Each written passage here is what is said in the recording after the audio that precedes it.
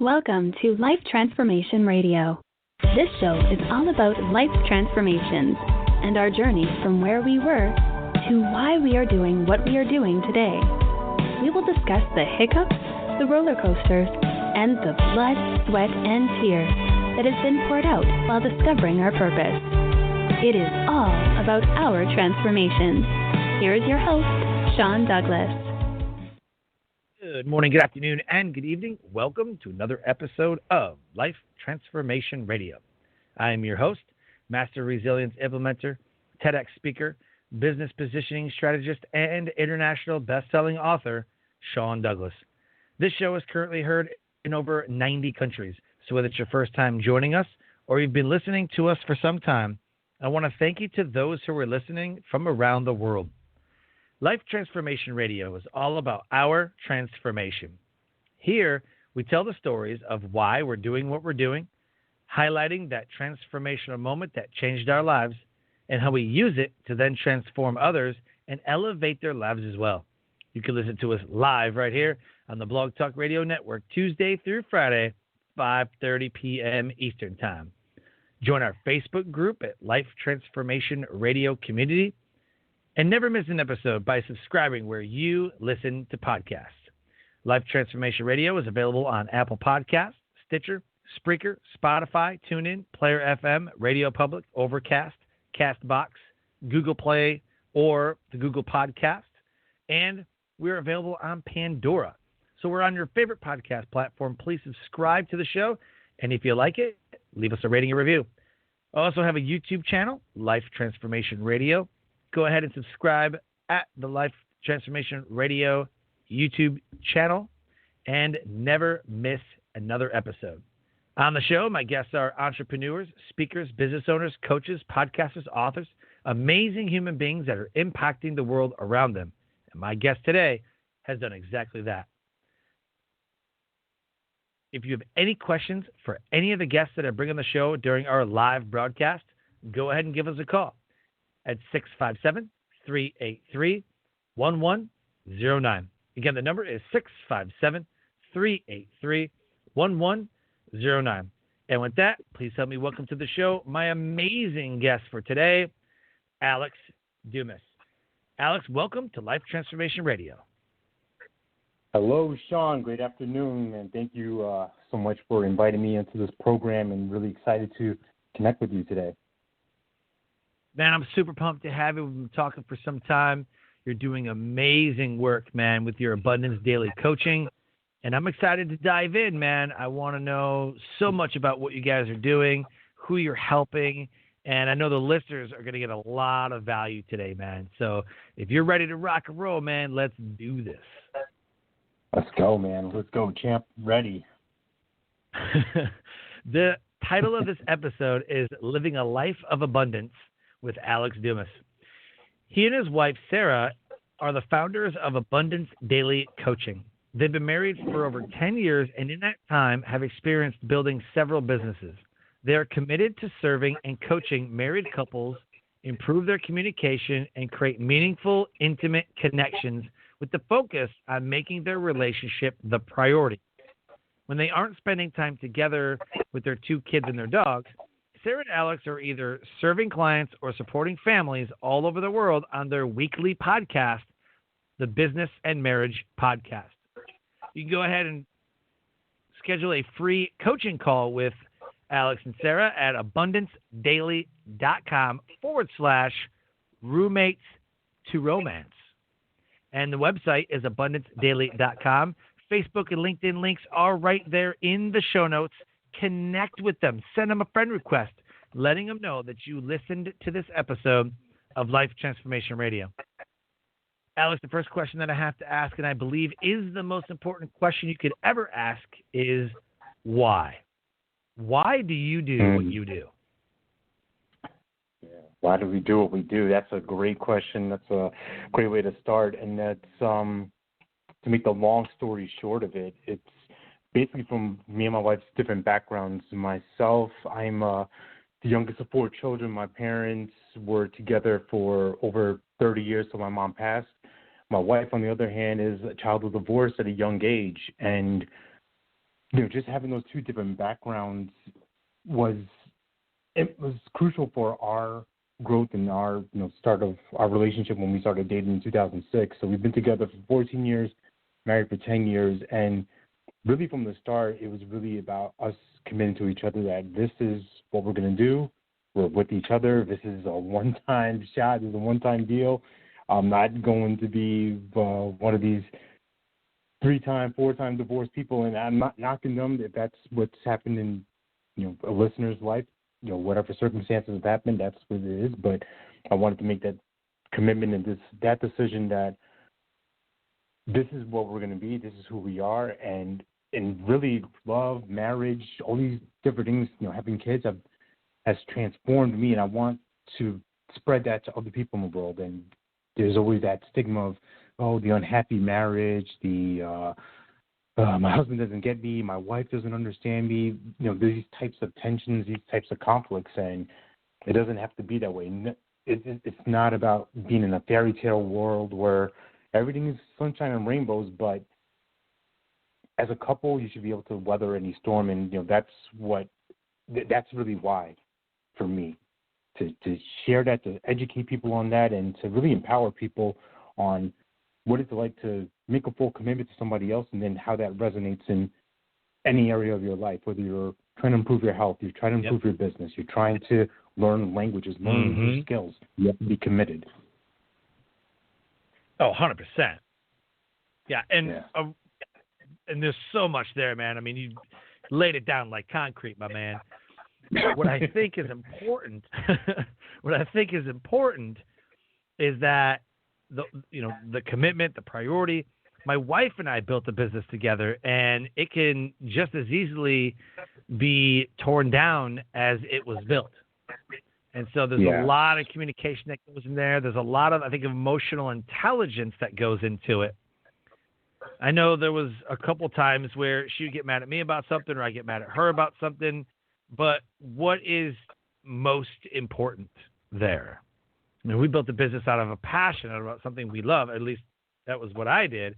I think she's just trying to support me because I was going to do it anyways, But what I was hearing in that was don't lose focus on either why you started, who you started it with, like if it's a spouse, and be committed. Like you would say, be committed. I would also venture to say that be committed to the fact that the business is secondary and maybe the spouse is primary. There's a good friend of mine named John Vroman. He has the Front Row Dads podcast. Absolutely amazing podcast. And what I love about his podcast is his tagline is that businessmen or family men with a business, not businessmen with a family. So he's a family man. So the podcasts are for family men who have a business, which puts the focus on family, not working 15 to 18 hours a day, then going to the bar to get drunk to go home and then have to deal with family. Right. Absolutely. So that's what I heard. And you're spot on with it. And that's a great podcast too. I've checked it out a couple of times, and that's his message really resonated with me about being a family man and then you run a business. It's such a interesting distinction that most people can't catch. It's so subtle that it will fly over your head. And I had a conversation with somebody earlier today. They were talking about just being busy and working and grinding and stuff like that. And I was like, busyness is really a form of laziness. And what I mean by that is it's a form of scarcity. You're so scared to delegate. You're so scared to let others in and help you and support you, because in our society, it's all about the self-made man or self-made woman. I did this all by myself. I built it with my own two hands. Like, no, you didn't. You didn't build your own clothes. You didn't build your car. You didn't build the roads that took you to your office. You didn't build the internet. You didn't build all these things. You have to rely on somebody else to do these things for you and with you. And the sooner you can start to shift that focus to, I need to make sure that my spouse is on board with me. there's nothing more stressful than coming home and having someone bark at you and upset with you and frustrated, and especially if money isn't coming in the way that you expect it to, that can really cause a whole lot of issues. And I've been there in the past, and it's rough and it sucks. Entrepreneurship's not for everybody, man. I'm going to tell you what, I know some amazing people, very, very good friends of mine. I looked up to them. Man, your business is cranking. Oh, man, you got amazing clients. This is absolutely incredible. But they were busy. They were making money, but they were also busy, or they didn't have time for kids, or they were doing client work or whatever. But deep down, they were just miserable. They hated it. There was no, they didn't put downtime into it, you know. And what they told me was, you know, the PayPal ding. They yearned for the PayPal ding, like ding, somebody bought my stuff. Somebody bought my stuff, and they were chasing clients and chasing leads. And there's a whole host of coaching that probably could have gone on. Like, well, instead of chasing leads, maybe you should have a funnel. Maybe you should have this. Maybe your systems are broken. Maybe you're right. Again, profitable business, tons of clients, tons of work. But when that client is done, where's the next clients coming from? You see what I'm saying? So there's always this up and down. Like, I got a bunch of clients, and now I'm searching for clients. And then I got a bunch, and that, right? So in order for you to grow, you'd have to build a team and really fulfill those leads and turn them into clients and have somebody there. I mean, that's basically growing a business 101. However, sometimes you can't do that for whatever reason. They went back to work, and they loved it. They're like, I'm done with this. I'm done with entrepreneurship. I've been doing it for 6, 7, 10 years. I just want to be a family person. You know, I'd rather just work, 8, 9 hours a day and get 90 to 100 grand a year and health benefits. Cause as an entrepreneur, you don't really get health benefits, right? So you got you get work-related health benefits and work-related 401ks and retirement plan. I mean, the whole thing, right? And you get to work at your own pace, and you get to do what you want to do. You don't have to work on the weekends. I mean, you work on that. Some people love that. Other people have this dream that money just magically appears in your bank account while I'm sipping Mai Tais on the beach in Barbados, and it just 1% of the people do that. 1%. The Tony Robbins of the world don't even get to do that. That dude is so big. That dude, Tony Robbins, is not sitting on the beach sipping Mai Tais. He's working his face off. Preach. So I'm just, I want people to know and understand that you got to keep your priorities straight. And you nailed it, dude. You nailed it. So the theme of the show is all about transformation. Yes. The transformational moments that we go through. And just, again, maybe entrepreneurship isn't for everybody. Maybe people are listening to this going, maybe I just want to close my business and just go, back to work and just, it's easier or whatever. What would be one of your transformational moments that happened to you, which put you on the path to what you're doing today? Yeah, I can really dial it down to, pretty much a span of 12 months. There was a series of moments in that. Let me take you all back with me to 2015. So in April of that year, my son was born. So our second child, we have a daughter already, and our son was born, and great moment. And then 3 days after that, my mom passed. And this wasn't something unexpected. She'd been dealing with some health issues and broken hip, and had taken off life support, things like that. So that was a really challenging week, a really challenging time in my life. Then several months later, I was laid off from a job that I loved. I was working full time at a job and building a financial services business part time. And I thought to myself, all right, this might be a sign. Let me go all in and full time with this financial side. And it was going right for a little while. Then just the weight of trying to grieve, raise a new child, deal with my oldest, and be married and build a business and recruit people and train sales reps and things like that. It was, and money not coming in as regularly as obviously the steady paycheck. It was tough. Me and my wife were going through a lot of challenges, a lot of arguments, a lot of just, what are you doing? What's going on? And me just not opening up, not asking for help, and being closed off. And kind of fast forward through months and months, and then it was just came to a point of, you got to get a job. And for me, it felt like surrender. For me, it felt like I'm a failure. I failed my family. I'm a failure as a father, as a provider. I have to go tuck my tail in to get a job. Like, oh, this is the worst thing that could have happened to me. But God has a funny way of playing tricks on us, because that job actually led me into the coaching world. I wound up being a sales rep for a payment processor, and their specific audience was small business entrepreneurs, coaches, professional speakers. So I got exposed to that. I got to shake hands with multimillionaires, pick their brains, and really get introduced to a whole network and web of people that I never, ever would have been exposed to before. And it was from that point that I really started to go all in with personal development. Me and my wife invested in coaching, invested in courses, and really taking that initiative to see what it is about this world that is so interesting and so transformational. And then, just to kind of answer your question, that was really what did the transformation for me. It was that year of just suffering, struggling, hustling, doing whatever I could, and failing, falling flat on my face, having this lifeline of, hey, this is the way for you. You think about the movie Blow, if anybody's ever seen it with Johnny Depp, when he's in prison with Diego, and he's like, you just had the wrong dream. And this is not obviously about narcotics, but he's like, what do you know about this drug? He's selling weed. He's like, what do you know about cocaine? Well, you try to be a financial guy. What do you know about coaching?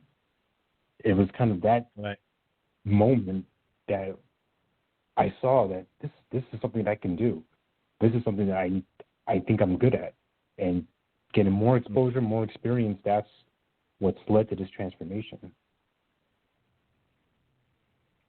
Man, I love that.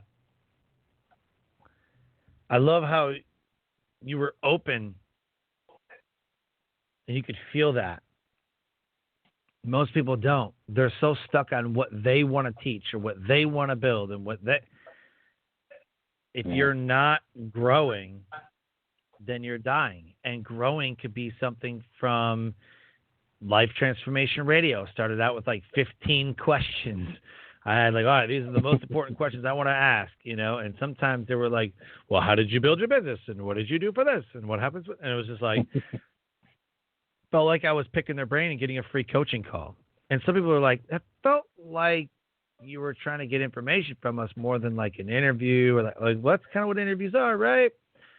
What I decided in the second year, I was like, it's going to be a conversation. I want to get on their level. I want to be known, like I want to be on that level, right? So then I cut it down to like half the questions, and I'd have a conversation with them. Like, what do you think about this? This is what I think, and then they would tell me, I'm like, that's interesting. I guess I wonder why I think that way. We would have massive conversations, and my show blew up. But if I was so stuck on what I was doing, then I would have held my own self back, and most people do. Most people hold themselves back. I started out coaching resilience.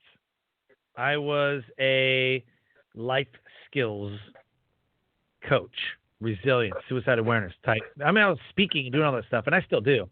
But like one-on-one coaching with somebody, and I found out that I'm a really bad therapist. I'm really bad. And maybe I lack a sense of empathy where I'm like, oh that's hard. That's hard to go through. Being a military background, I'm like, yo, suck it up, buttercup. Let's go. Pick it up. Gird it up. If you ever listen to scripture, there's a scripture in that talks about the helmet and the sword and the shield, right? And they talk about girded up. That means pick up. There was the back of the Romans gear was really long. It would hang behind them. And in order to run, they would have to gird it up. So they would pick it up and throw it over their arm and run into battle with it. So I'm like, gird it up, let's go. And they didn't like that. And I wasn't very good.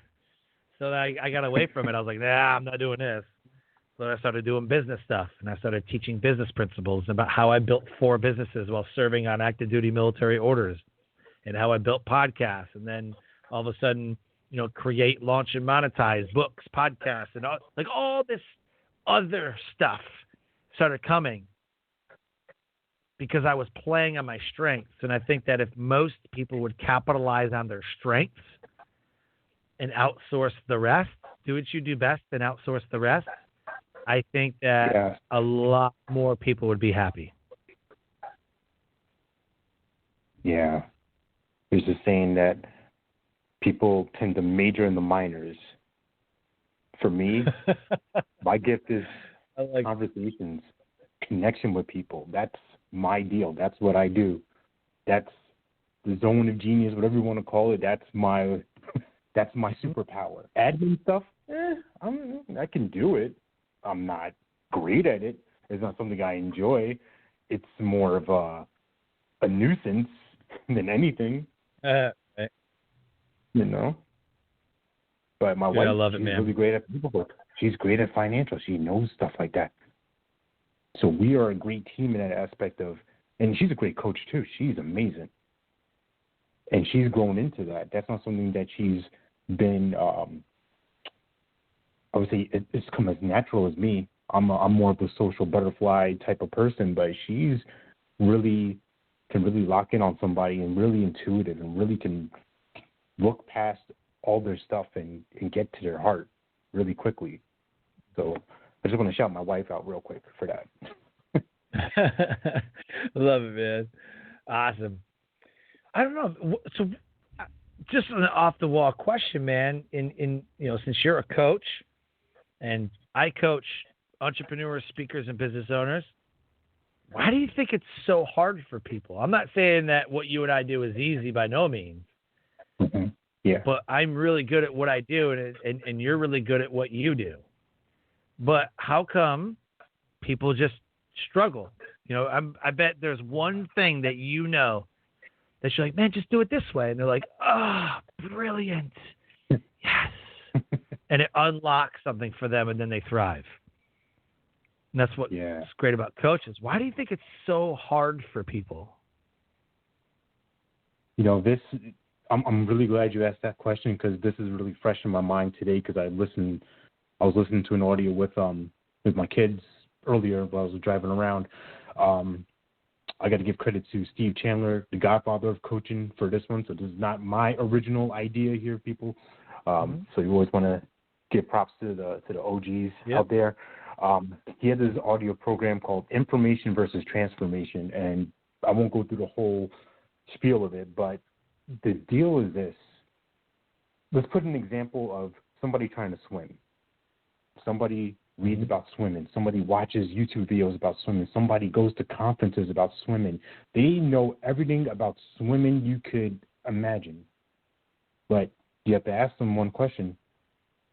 How long have you been in the pool? How much time have you spent in the pool? Well, I've never actually paddled before or never physically gone deep in the deep waters. And I think that's what happens with a lot of business folks and a lot of coaches where they're consuming so much. Oh, I got to go buy this new program. I have to buy this new course. And yes, those things help you. Those are meant to help you develop, but it's only one part of it. There's the application part. It's that part of the transformation that scares people because there is going to be rejection. There is going to be change. There is going to be challenges. Not everybody who I say, hey, would you like to work with me, says, you know what, Alex? Hell yes, I do want to work with you. There's been plenty of times I get ghosted. Things like that happen. Right. Oh, I work with a new coach. I don't have the budget for it. And you just have to, move on and still support that person, and still love on them and be a valuable resource to them. But I think for most people, they're so scared of the transformation because they don't they aren't prepared for what's on the other side of it. We're so used to being who we are, our identities, quote unquote. This is just who I am. Mm-hmm. I'm just this kind of person, and there's no just. I can hear from you. You're a man of faith. We're the children of the Creator. We have creation in our DNA. That's all of our superpowers. And for someone to not take that initiative or not make that commitment to creating something different from what they already experiencing, it's heartbreaking. And unfortunately, this is what the majority of people go through. They're like, you know what, I really would love to do that. You can do it. Have you tried? Have you gone in the water? Have you picked up the guitar? Have you tried to tie your shoes and go run that mile? Whatever it is, you have to go out and actually make it happen. You have to apply. Mm-hmm. Man, so true. Absolutely, man. So true. Everybody starts at zero. Everybody does. Yeah. Everybody starts at zero. And it's up to you. It's up to you. I know so many people that, so I work with somebody to launch their podcast. They're like 8 episodes in, and they're like, man, I only got like 1,500 listeners. They're like 5,000 downloads. I'm like 8 episodes in. Like, come on. Like, what do you want, 1 million downloads on your 5th episode? Like what's your target? What do you want? Are you okay with that 5,000? Why aren't you okay with that 5,000? Or you see a lot of times in Facebook groups, they post the same questions every time. How long did it take you to reach 1 million downloads? How long did it take you to get your first client? How do I get my first client? How do I do this? It's like, dude, Google it. Take initiative. Stop wanting everything handed to you.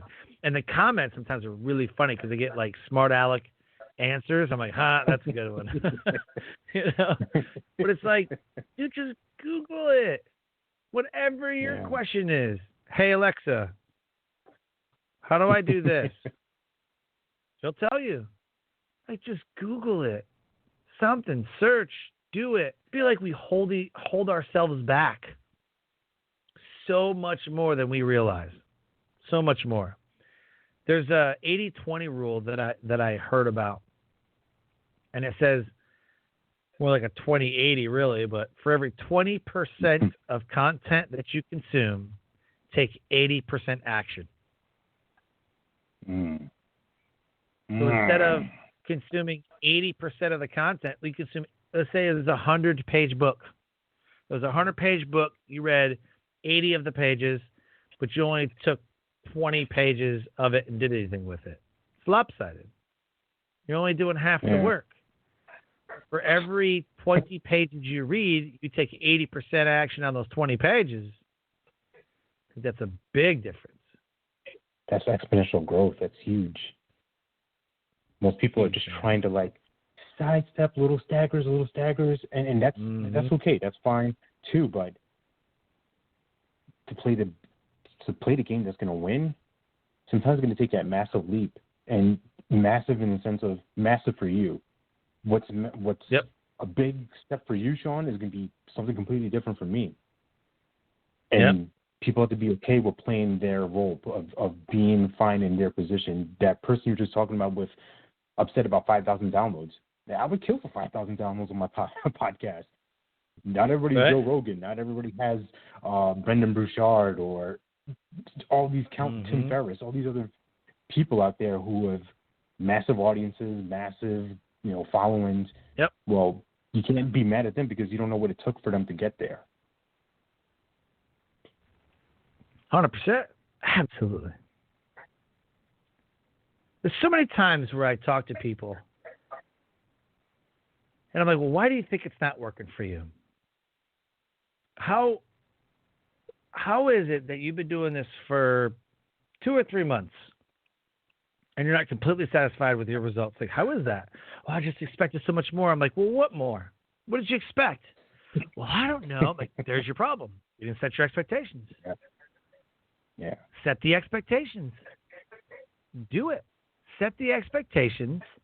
That's your benchmark. If you don't meet your expectations, you're not going to lower your expectations. Just do more work.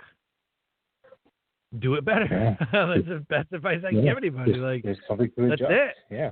There's not a magic pill. Like everyone's like, oh, I uncovered the hidden secrets of the funnel. Like, there's no hidden secret, man. Like there's no hidden secret in marriage to make a marriage work. Be a human being. Be a loving human being. That's a great start. Yeah. It's not a secret. Or you could just read scripture about marriage and follow that. If that's what you believe. But I'm like, there's so much that we hold each other, that we hold ourselves back from. And I really want the listeners to know, and it's just this whole conversation right now spawned from what you said earlier, Alex, is that you have to maintain commitment. You got to maintain priorities.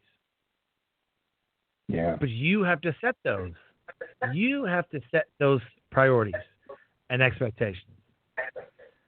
So I love the transformational moment that you shared, man. The show is all about where we've been, where we've come from, and what we've done with it.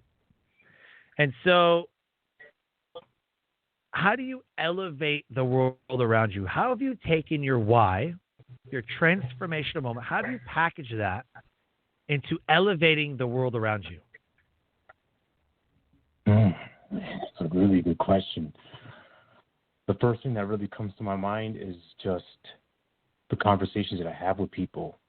I don't know who out there is listening to this right now. I don't know who will listen to this in the future. That's not my concern, in a sense. That's not my end all be all. Like, oh my goodness, hopefully 50,000 people, 100,000 people listen to Sean this week and hear me and yada yada blah blah blah. But it all boils down to one conversation at a time. Can I connect with one person at a time? Can I have a deep enough conversation with somebody that maybe their world shifts?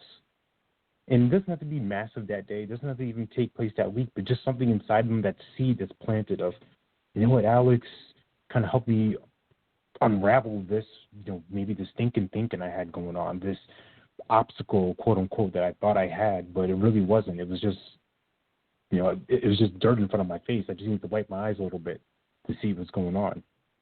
And it's just one conversation at a time. I think, just going back to your question about people like, how do we get started? How do I do this? Just talk to somebody. Be a human. Be someone who can serve. The more you serve, the more you're going to receive. And you don't do it for the point of, well, I served one person, so where's my benefit now? Where's my reward? I'm waiting for it. It doesn't happen like that. Nope. Sometimes you gotta sow, you gotta reap, and then the harvest will come. And it always boils down to that commitment. Are you committed to the long game? Are you committed to? Yes. I'm just gonna do this for a couple months and see what happens. No. If you want to be a master at something, they say 10,000 hours, 10,000, 10 years, whatever that might look like. Did Michael Jordan got cut from his high school varsity team. Right. Imagine if he had stopped. Yep. Imagine if he stopped playing basketball.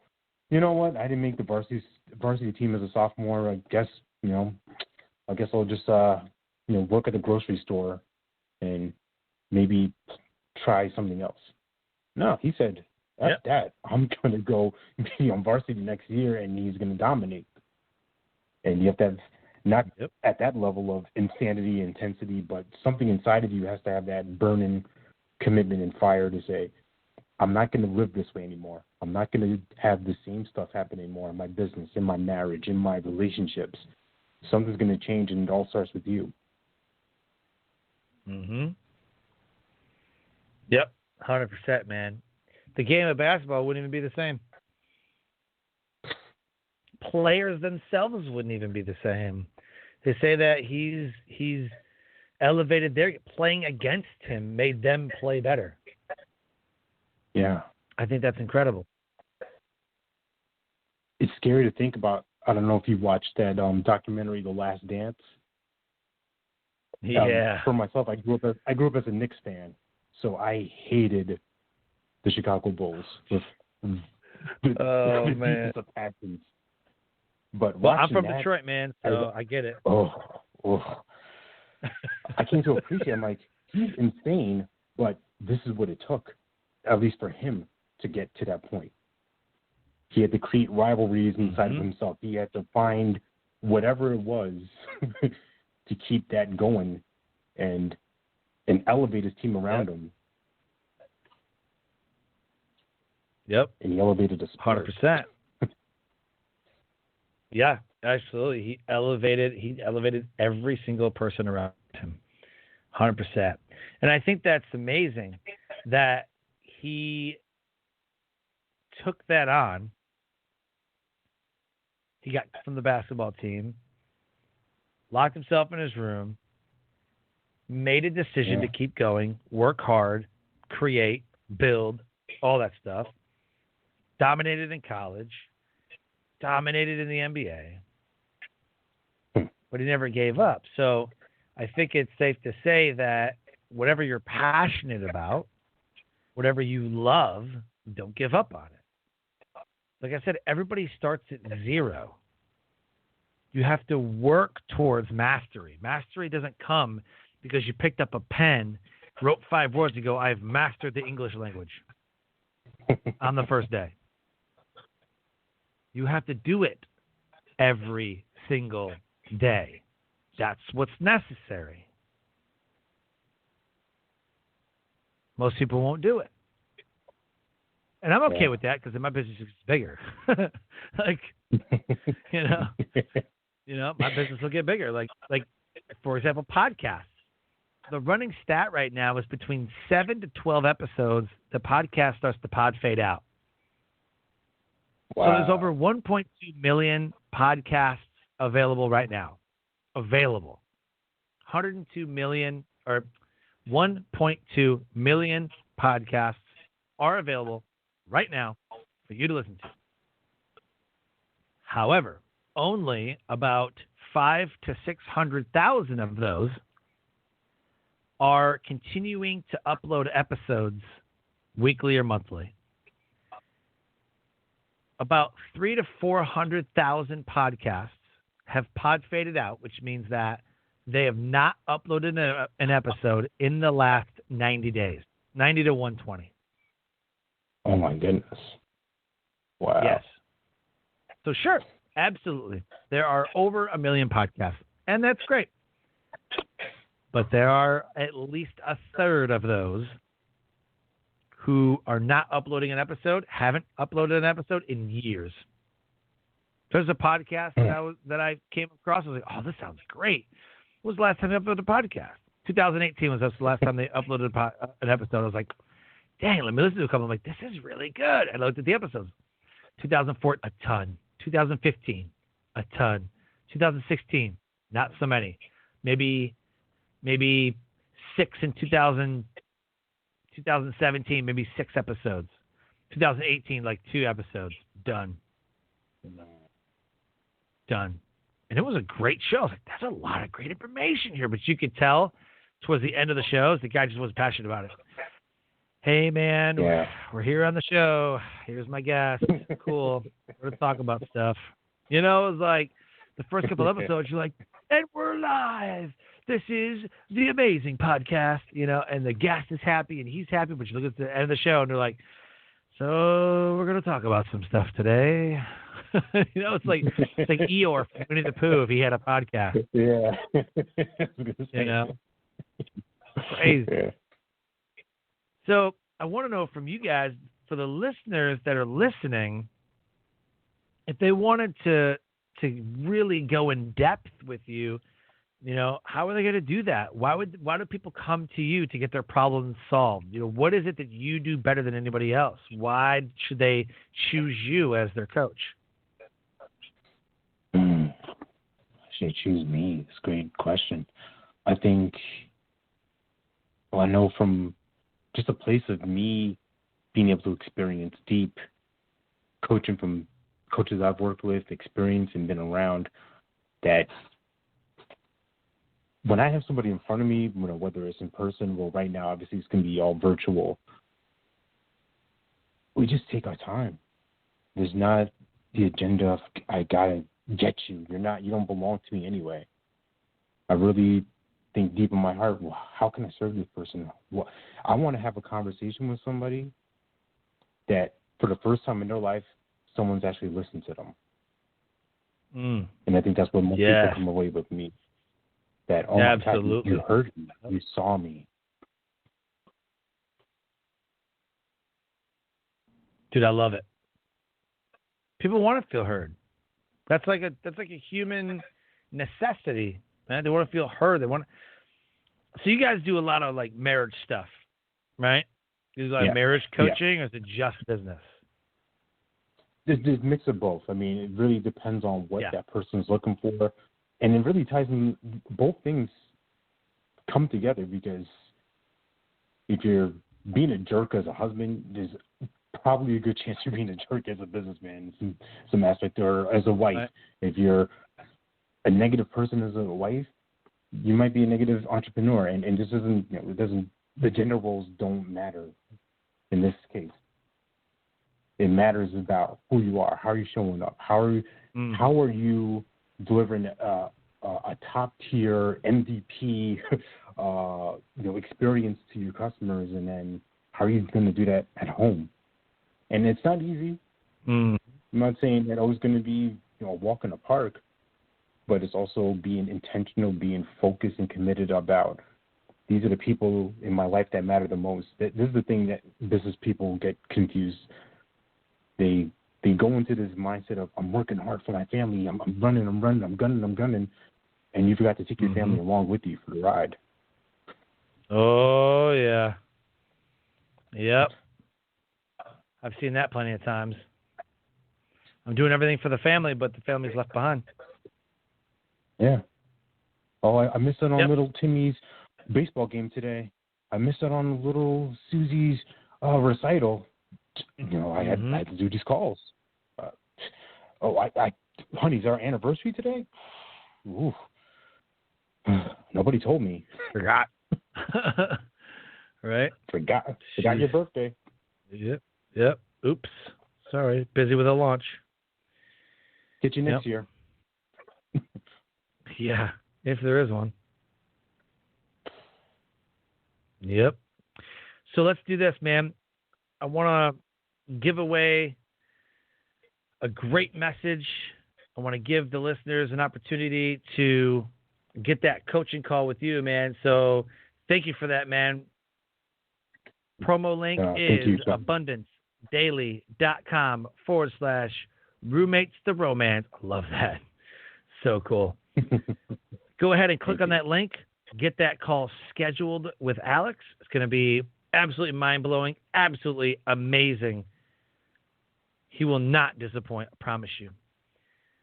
Alex, I want to give him a message. If you had to sum up our conversation today, if they fast-forwarded and didn't hear any of our conversation, and they landed on this moment, what is your message for the listeners of the show?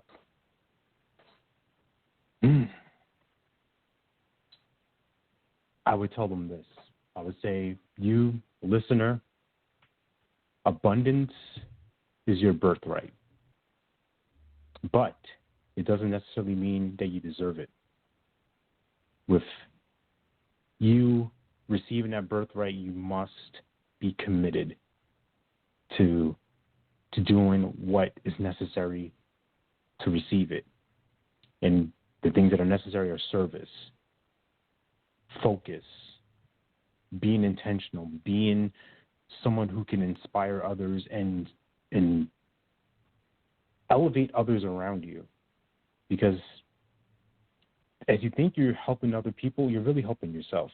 You're really playing at a bigger level than you even thought was possible. And everything and anything is possible. But commitment, dedication, and being able to embrace the fear that comes along and persevere through it and be courageous and enthusiastic is what is going to separate you from everybody else. Mm. Yep. Dude, I love it. What a great message. Dude, thank you so much for coming on the show, man. It's absolutely amazing value and content. You're doing amazing work inside of everything you're doing with Abundance Daily Coaching. And I'm happy for you and your wife's success and the success of the Business and Marriage podcast. Where should they go to listen to that podcast? I'm sure it's available on Apple, Spotify. I'm sure it's everywhere. What do you want to direct the listeners to? Yeah, go to Apple Podcasts, go to Spotify. I believe we're on iHeart Radio as well. I believe we're going to get on, I think Amazon is releasing podcasts now, so we're all over the place. We're like bird poop. We're just all over. Yeah, I mean, so it used to be that you had to have TuneIn, your show on TuneIn, because that's where Alexa would pull from. But then Alexa changed to Apple Podcasts, and now when you say, hey, Alexa, play the Business and Marriage podcast, it pulls it from Apple. Yeah. It just automatically pulls it from Apple. So I don't know if that, because I read that like a month ago, and I'm like, well, all you got to do is tell them to play it. And they, like, I don't understand. Like, are they getting a podcast network you can host with Amazon? Like, I'm not sure. Yeah. Like what they're doing. So I think they meant like, yo, man, get your podcast on, on Alexa, which it pulls from Apple Podcasts now. So before, if you weren't on TuneIn, then you couldn't have it on Alexa, which I thought was amazing because most people didn't even know about that. Now, just by default, when you put it on Apple, everybody has it. I'm like, nah, no competitive advantage, But it's good though. Yeah, it's good. All right, man. So the website is abundancedaily.com. Coaching call with Alex. Make sure you click on the links in the show notes. Connect with them. Send them a friend request, letting them know that you listened to this episode of Life Transformation Radio. Since you're listening to this show, make sure you listen to the Business and Marriage podcast with Alex and subscribe to his show while you're listening to this one. Alex, thank you so much for being an amazing guest on the show, man. I appreciate it. Man, Sean, appreciate you, brother, man. I'm really glad we made this connection, and just blessings for you and your family. Thank you so much, man. Likewise. Life Transformation Radio listeners, an amazing guest impacting the world around him. If anything's resonated with our conversation today on Life Transformation Radio, connect with Alex. Reach out to me. Let me know what your takeaways were. Let me know what your aha moments were. Make sure you send them a friend request, connect, subscribe. And with that, I close the show by saying live your brand.